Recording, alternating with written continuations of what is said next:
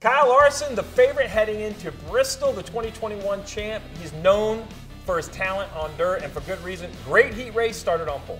Yeah, definitely. Started on pole, led every lap. Had the 41 dogging him in the heat race. A preview of what was to come later in the race. Yeah, it was a preview of what to come. And for Larson, it looked like he had everything, basically in hand. Started up front, led early. He chose to pit after stage one. No big surprise there. Went back into the pack, and that's when he had a little contact with the 41, but then recovered, was fine, and came all the way up. I guess the question will be on everyone's mind, were you surprised when he pitted at the end of stage two? I don't know that I was surprised about it, although when he didn't take tires, that surprised me. And then you look back, I'm just trying to speculate a little bit here, but maybe they had run the first run short on fuel.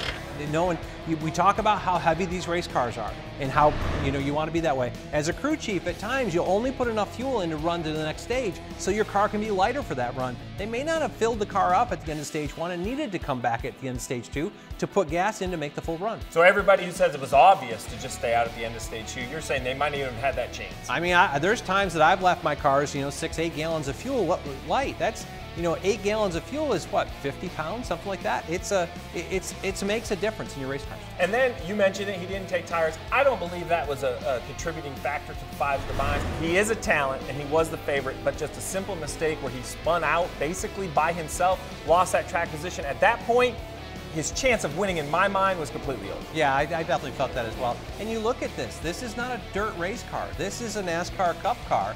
And the wheel situation, where you can get to on counter steer, is limited. And not something that somebody Kyle, who runs one sideways, he's going to want to be able to turn farther right. I think he just ran out of steering. Yeah, listen, if you run out of steering at Martinsville, you've already wrecked. But if you run out of steering on dirt, you could perhaps have a chance to save it. But then to add insult to injury, you had mentioned it. He was in the heat race with the 41.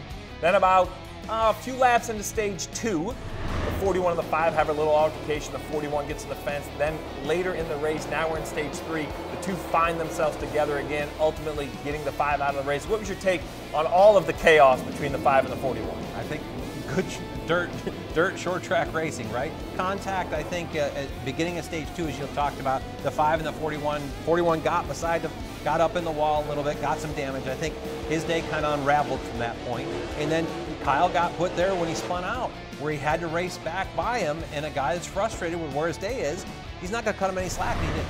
I think that's the point. In my mind, if I'm the 41, I can be upset with what happened, but I think you have to look at what you could control, and I think they let frustration get away from them, and that caused the race to get away from them. A race that Ryan Preece was having a good day, not known as a dirt racer, but having a good day. I thought when he showed up on the bumper of the 5 car the whole heat race, I was like, wow, look at this.